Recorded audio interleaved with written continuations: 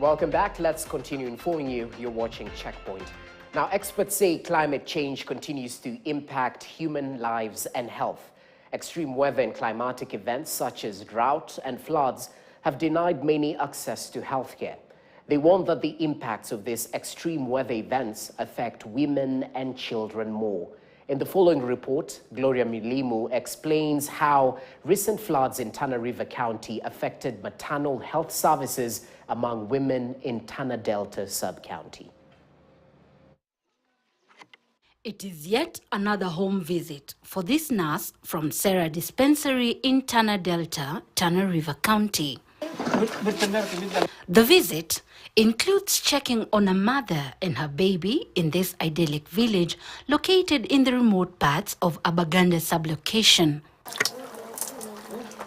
Not even the extreme heat that seems to drain the little energy left after hours of braving the rugged terrain to the remote village could stop the nurse from the routine postnatal checkups to determine the health of Aisha Mohammed and her almost 3-month-old son. Such visits are crucial for the well-being of Mohammed's son, who was born at a time when the village came under the wrath of Mother Nature. The floods that had left her home submerged and taken over the entire village became a major barrier to access to maternal health services, resulting in home delivery that night, she narrates. Kwenda pale hospitali niko shida maji mengi. Sikuweza kwenda hospitali kwa sababu ya mafuriko. Hakukuwa na magari wala pikipiki ya kunipeleka hospitali kwa sababu hata barabara ilikuwa imejaa maji. Hakukuwa na magari, ilibidi tuhamie mahala pengine kilomita chache kutoka hapo. Sisi wamelalisha pale. Her father-in-law, Mahad Dwale Aden, recalls how the waters threatened to take the life of both his unborn grandchild and daughter that night. It was a daunting moment that left his family helpless. Wakati wa mfuriko ambaye msichana yangu kuzaa, la kwanza hapa kuna laga kutoka upande wa Ukambani hadi Mtotana. Wakati wa mvua kubwa kutoka juu mpaka huko chini. Hapa palijaa maji na maji yalitoka sehemu za juu na kujaa kila mahali. Yaliingia hadi kwenye nyumba zetu na hata muuguzi angekuja kumsaidia kujifungua kwa sababu hakukuwa na sehemu ya kupitia. Na ni usiku wakati anazaliwa. Ikijana tabita wapi? Ni haya barabara bitiki. The script is all too familiar for 35-year-old Zainab Moge Aden, a mother of 7 who also delivered under such circumstances. It took the intervention of a traditional birth attendant for her son to be delivered. Kulikuwa na mafuriko kila mahali. Hii barabara ya kwenda chini pia ilifurika. Ile ya kwenda hospitali pia ilikuwa inapitika. Kwa hivyo ilibidi nijifungue nyumbani. Experts say extreme weather events such as floods often affect access to reproductive and maternal care services. According to Ben Cliff Agala, who is the nurse in charge of Sarah Dispensary in Tana Delta, climate change impacts that continue to be felt in the country have affected access to these crucial services in the sub-county. We are facing a great challenge in terms of ANC uptake, delivery, and even postnatal because of movements of people from one region to another, being that most of our clans are pastoralists. 2, there's displacement that just happened, although it's just one since I reported, but it has greatly affected our community because most of our clans, mostly the pregnant and even the under 5s, were moved from their normal areas where they reside to another decent place from the facility. The World Health Organization recommends a postnatal examination for both mother and infant within 24 hours after birth to help respond to any changes in their condition. This is not necessarily the case.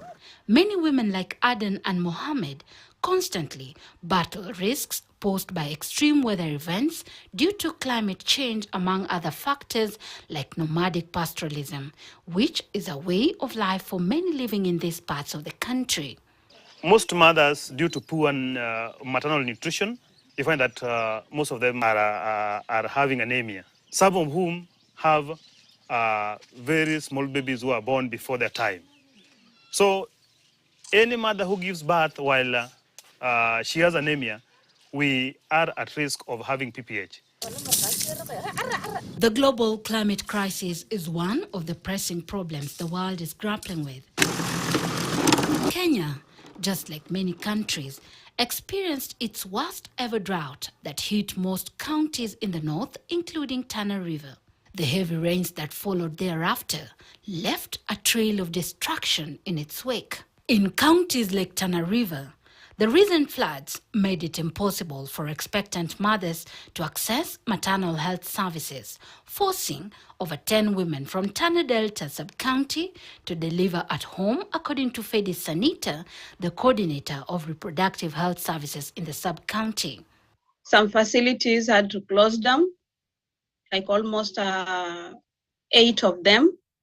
Approximately 15 mothers, the ones that I confirmed from the CHAS and the CHBs, delivered at home just because of the inaccessibility of the health facilities.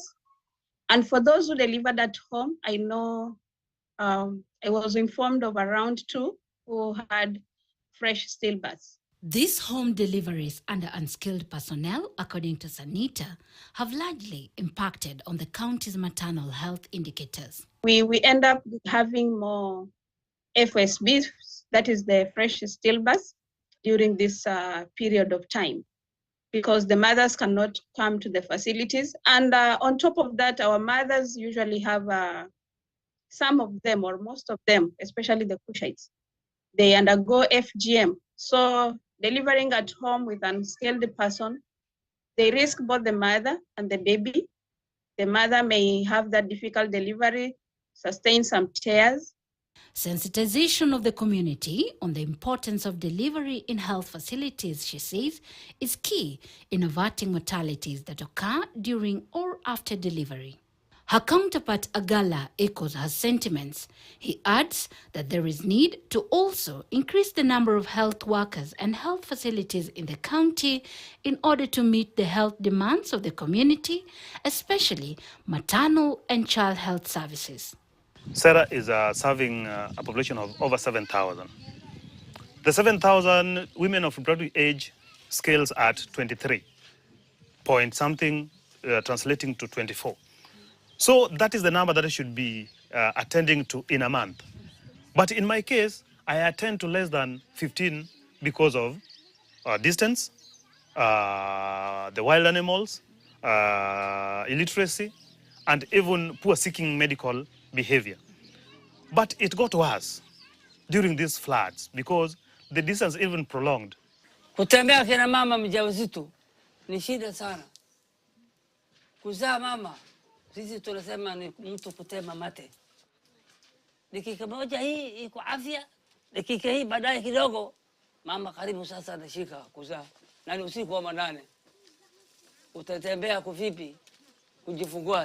Even as the world grapples with one of the greatest threats that has long-term implications on the most vulnerable populations, experts say there is need for governments to come up with climate adaptation plans that factor in vulnerable populations like pregnant women and neonates in a bid to improve overall resilience of societies.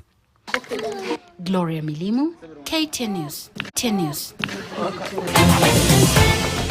Coming up in sports, the Nyanza region dominates the 4th edition of Safaricom's Chapa